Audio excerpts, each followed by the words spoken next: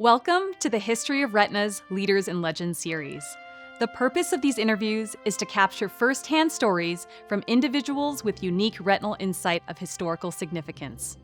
Through these discussions, we hope to provide a fuller understanding of the evolution of both the science and practice of retina through the lens of those individuals who have actually lived it.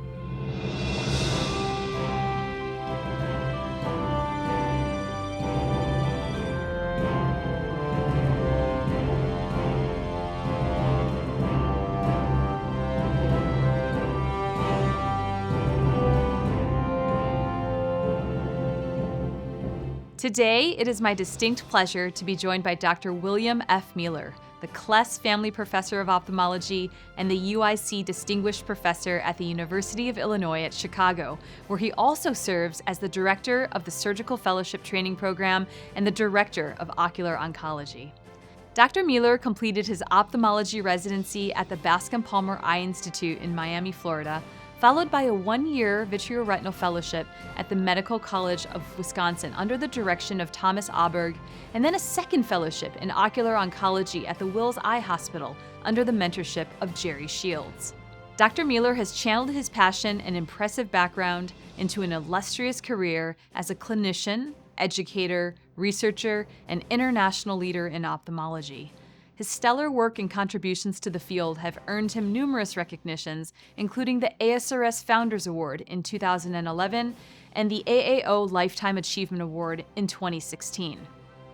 He is a past president of some of Retina's most notable organizations, including ARVO and Macula Society. In 1999, he founded the Advanced Vitreoretinal Technology and Techniques, or AVTT, Fellows Course, which continues to be one of the most popular courses for second-year surgical retina fellows. The number, variety, and caliber of contributions Dr. Mieler has made to our field is truly remarkable, and I am just delighted to welcome him today to share insights on his journey and the evolution of our field in his own words. Bill, welcome to ASRS Leaders and Legends. We are so delighted to have you here and to hear a little bit more about your story today, so appreciate you joining us. Yeah, thank you. It's a pleasure and honor to be here, sincerely. Well, I think the easiest place to start is at the very beginning. What was your childhood like, Bill? I was the middle child of three children, my older sister, younger sister, small town, Sturgeon Bay, 6,000 people, not too far from Green Bay. Most people have heard of Green Bay, the Packers, if nothing else. Simple lifestyle. Parents, wonderful people. My father, a postal worker, my mom, a housekeeper. All the principles of being a solid citizen were incorporated into me in that time span. And you ended up studying chemistry at the University of Wisconsin-Madison. Correct. What were your college years like, and was medicine always in the cards for you? I did study chemistry. I always had an interest in the sciences. What triggered that precisely, I don't know for sure, but the years at UW-Madison were educational from the standpoint of the education plus the political aspects of what was going on in the country at that time. But I survived and made me a stronger, better person. Yeah. And you ended up staying there, Bill, for medical school. Yes. How did you come to decide on ophthalmology? When I finally decided to go into medical school, it was in the era of Matt Davis, diabetic retinopathy studies. Ophthalmology was a pretty minimal part of one's education in medical school, but I was able to spend a couple weeks on the service and became intrigued by how much of medicine you can see in one's retina. And I remember looking at these old slides, images of the retina, it just really hooked me into wanting to, explore more of that. So fascinating. You went to residency at Bascom Palmer Eye Institute, and Correct. You were also there during a time where there were just absolutely great ophthalmologists and legends that roamed the halls. Did you also discover that you were interested in retina and ocular oncology early on? Tell us a little bit about your time in Miami. First of all, I was incredibly fortunate to get accepted into the program. But having, the big four, Ed Norton, Vic Curtin, Don Gass, and John Flynn, set the tone for a super high level of the bar was high. And so just trying to emulate them was what really kept me going. But if you ask who was my all-time mentor, Don Gass, just the most superb individual, super bright, super nice person. And, I'd sometimes go into the library at 6 a.m. to study, and who would be there? Don Gass. And just set the tone for wanting to achieve, wanting to do more. But And then I guess if you look at the leaders and legends in ophthalmology, who was my first mentor? Mark Blumenkrantz.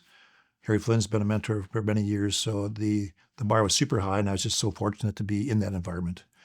How to get involved in oncology? There was no person at that time that was truly dedicated to oncology at Bascom Palmer at that point. I was able to serve as chief resident during my third year, which was unusual. But then the system was you came back after your fellowship training. Mm-hmm. But I remember inviting Jerry Shields down, and I invited Fred Jacobiak from the pathology standpoint, and that just really kind of hooked me into not only retina, but oncology as well. Absolutely. Now, tell me about your path post-residency, because it wasn't enough just to do one fellowship. You ended up doing two. You first trained under Tom Aaberg, Gary Abrams, George Williams at MCW. You did a surgical retina fellowship there. Correct. And then you went to spend 6 months with Jerry Shields out at Wills. And then you had a couple years in between, right? Back at Bascom Palmer for the chief that you had mentioned. So before I left Bascom Palmer, I had those days were simple in terms of fellowship. It wasn't such a match program. I remember going up to Milwaukee. That night I knew I was going there. I was accepted. But the deal was that I would come back as chief resident for a year. So the fellowships at that point were 1 year. So I was able to work with, once again, a number of the leaders and legends, Tom Aaberg, Gary Abrams, George Williams, et cetera.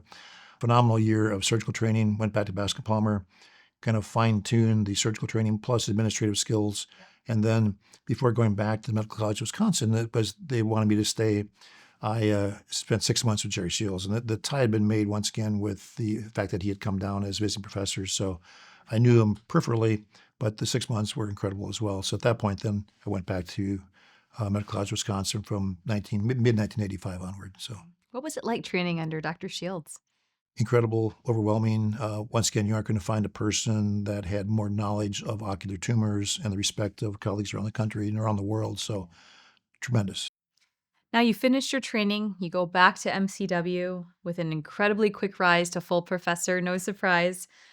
Think back to your early career when you were starting out. What were those years like? What was motivating you? What were your eyes looking towards as your next goal? Well, I was always looking at trying to be the best physician I could be. And I have to admit that when you've got individuals like Aaberg, Abrams, Williams, Tom Burton, Greg Brinton, just trying to survive in that environment to be recognized as being part of the team. So you're working hard to achieve and be part of that team, basically. Who would you say were your pivotal role models during that period of time?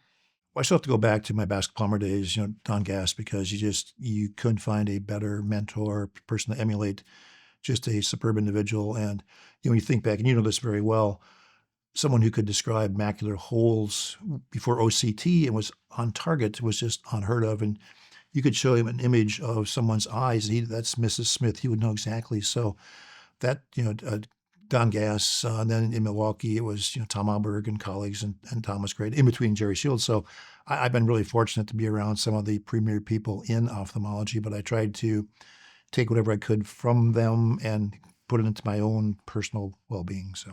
Yeah, absolutely. Now, you left 13 years later to join the faculty at my current stomping grounds at the Yes. Baylor College of Medicine in Houston. Tell us a little bit about what you were thinking at this point in the middle of your mid-career at this point. You're obviously very successful where you were. Did you have a new career goal in mind?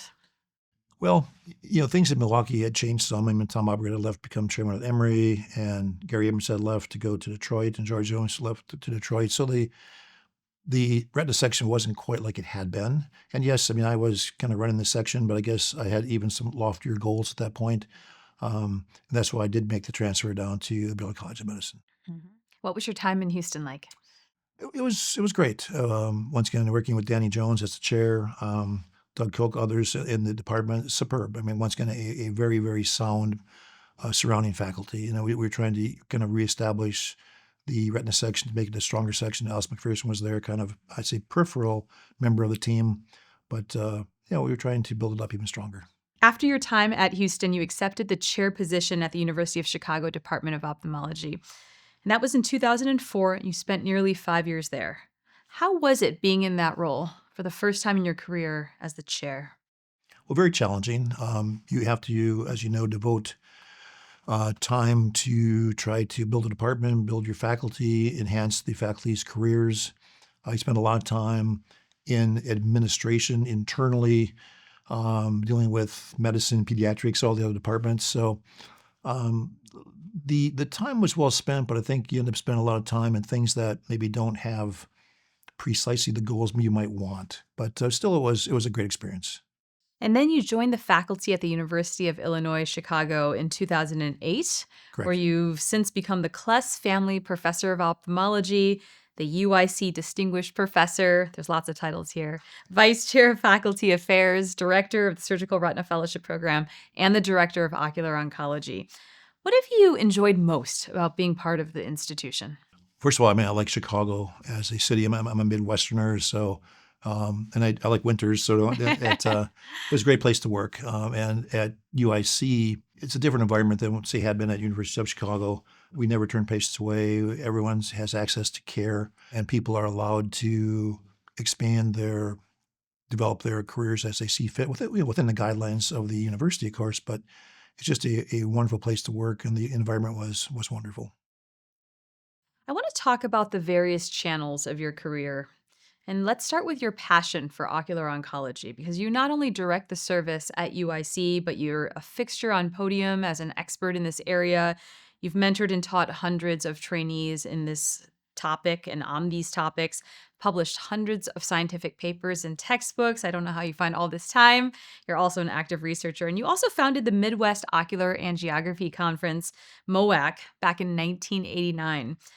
What would you regard, Bill, as sort of the major advancements that have been made in the field of ocular oncology? It really comes down to when you deal with patients that have a sight and life-threatening problem, kind of dealing with the complexity of that scenario. But if you look at retinoblastoma, the improvements over the years, we hardly have to enucleate eyes anymore. The advent of intravitreal systemic intraarterial chemotherapy has been phenomenal. We look at melanomas. I was part of the collaborative ocular melanoma studies dating back to the late 1980s, looking at brachytherapy versus removal of the eye enucleation, a tough randomization process.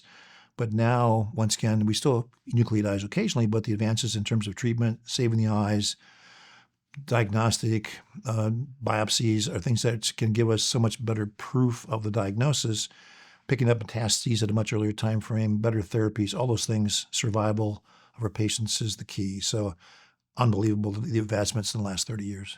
You've seen the evolution of surgical retina come a long, long ways over the past few decades. Can you just give us sort of a snapshot in your perspective of how things have changed when it comes to the instruments we're using, the techniques, the platforms? Share a little bit about sort of that timeline and how you've seen that grow and advance over the years. Yeah, so my days of fellowship training, with Tom Aaberg, Gary Abrams, et cetera, you have to keep in mind that based on today's technology, a lot of that stuff wasn't there. I remember taking a field trip to pick up one of the first air fluid exchange machines to bring into our facility. Even simple things like that, which once again are just routine things now. The array of instrumentation was 20 gauge. It wasn't 23, 25, 27. The selection of forceps might be a couple of basic forceps, but just things that are so routine now just weren't part of the armamentarium of what we had at that point. And the one thing I remember too, working with Tom Aaberg in particular, Tom was a shorter stature, and so the overhead lights would be, I'd stand up, crush my head many times. So it a fun time. I didn't hurt myself too bad, but it was just when you mentioned the question, it brought back some fond memories working with Tom and with Gary and George, et cetera. So. Bill, you mentioned Tom Aaberg as playing a major role in sort of guiding your career, but earlier you also mentioned Don Gass as playing a pivotal role in terms of mentorship and inspiring you during your time in Miami. We all have our own different styles for teaching, for leadership. Can you tell us a little bit about these two pivotal figures in your early career and training and what you drew from each of them that you sort of integrated into your own style? They're both incredibly well accomplished individuals, but yet super humble, approachable. You can learn immensely from them. So in that regard, very similar. But you felt comfortable being around them, and just you wanted to absorb more and more of what they knew to try to be like them. So in many regards, a lot of similarities in terms of how they treated patients, treated people, Just truly a pleasure to be around, and hopefully some of that eventually spills off on oneself.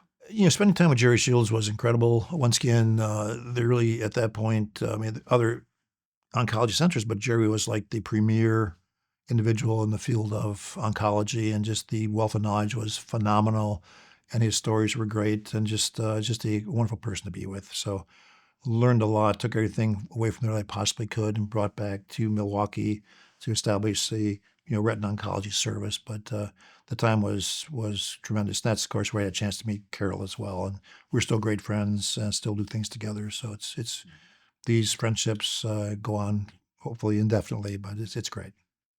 Now, as the prior recipient of the ASRS Crystal Apple Award, you also have the AAO Lifelong Education for the Ophthalmologist Award. Clearly, one of the aspects of your professional identity is that of a consummate educator, and you're very well known for this and very well respected and appreciated for it, Bill. I've had the pleasure of working with you in many organizations. We've worked together in ASRS and IJCAPO, which focuses on continuing education for our allied ophthalmic staff, which has been really rewarding.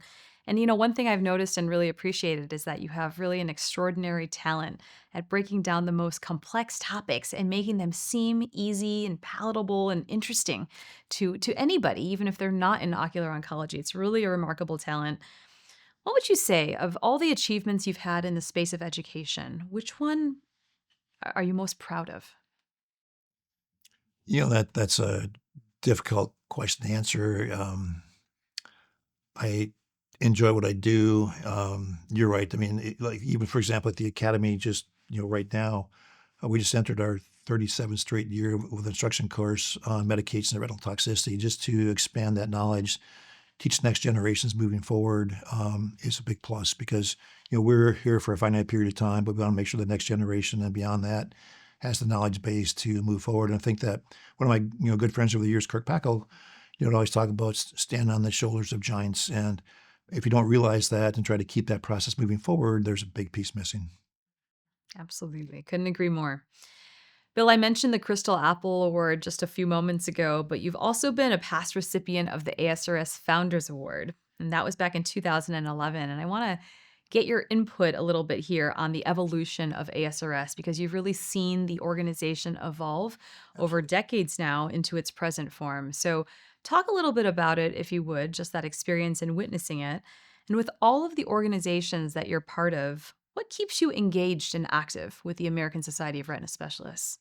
It's an organization that started off small, evolved into a major organization. Obviously, one of the largest, if not the largest, organization of vitreoretinal specialists.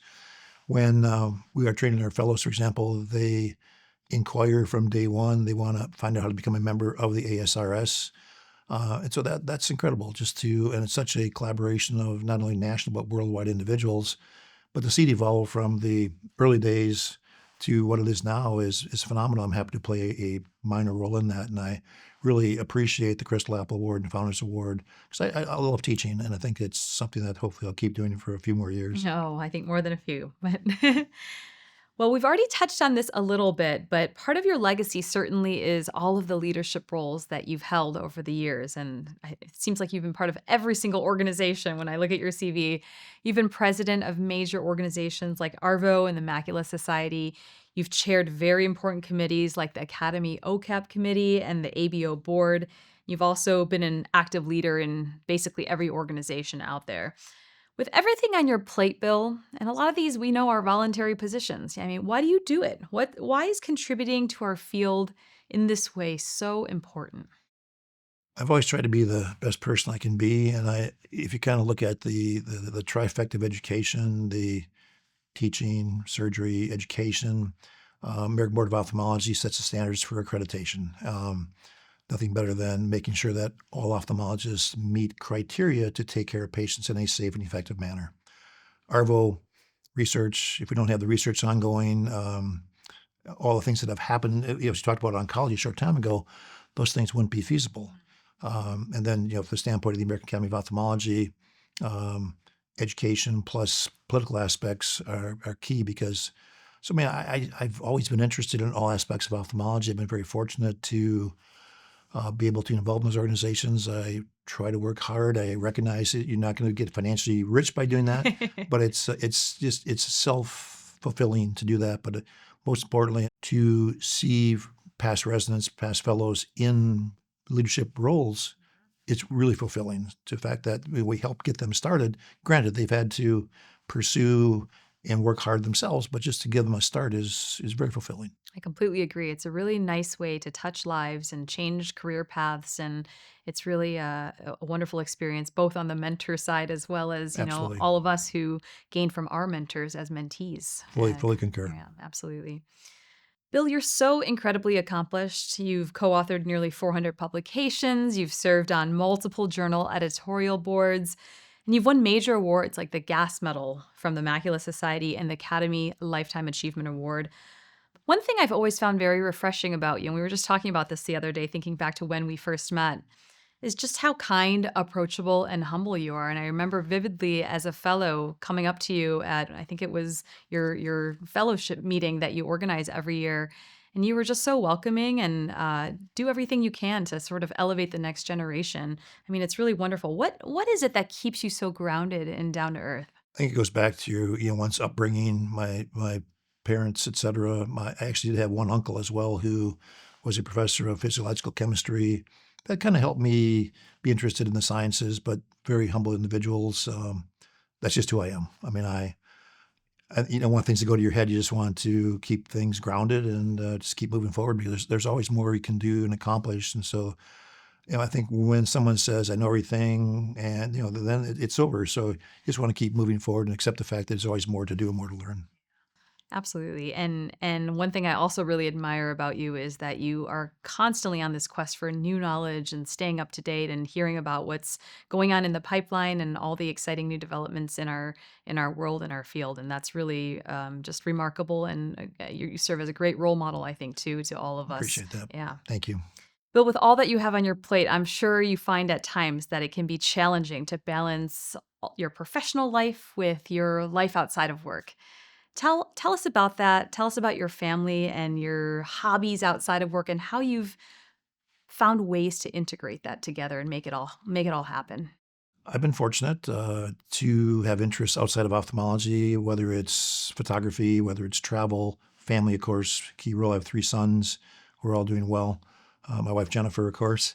But depends who you ask. Some people think that we're too focused on work still. But I think you just have to achieve it as best a balance you can to have interest to keep you thriving outside of the work environment. And I know that, for example, if I have some free time, and much like in my work, I'm going to study hard. I'm going to learn about everything. If I'm going to go travel someplace, I'm going to learn everything about that area so I get the maximum benefit out of it as well. That's just who I am. And I've seen your photos, and I know you're a world-class jet setter. So you have been now to over 110 countries, I think was the last tally. Is that right? True. Do you have a favorite spot? I have to admit that one place that most people have never been to that I just love going to, and I'm going to hopefully do it again sometime soon, is going to the Komodo Islands to see the walk amongst Komodo dragons.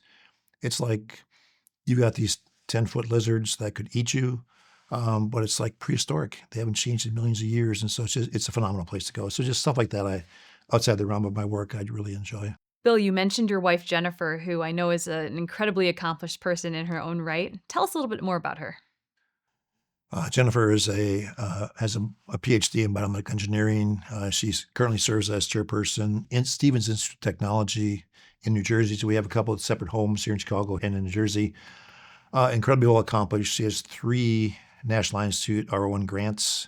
I'm often referred to as the second smartest person in the family, but I have to admit that I think it's true. Her level of intelligence is just off the charts. So it's a challenge to be with her in terms of I never tried to outdo her. But we have a great relationship, so it's a lot of fun. Bill, before we wrap up, I wanted to ask you 5 rapid fire questions. I call this segment Quick Questions with Christina. So tell us really just the first thing that comes to mind. All right, here we go. First of all, greatest discovery in retina? Complex question. We'll try to keep it simple. I mean, you look at things we couldn't do years ago, even anti-VEGF therapy, treating so many diseases, forthcoming gene therapy, altering one's genetic profile to treat diseases in that realm, incredible advances. Role model or mentor who's most significantly shaped your career? I have to go back to the start, Don Gass, but other people, like I mentioned before, the Jerry Shields, Tom Aaberg, et cetera, all major influences as well. Career accomplishment that's given you the greatest sense of satisfaction?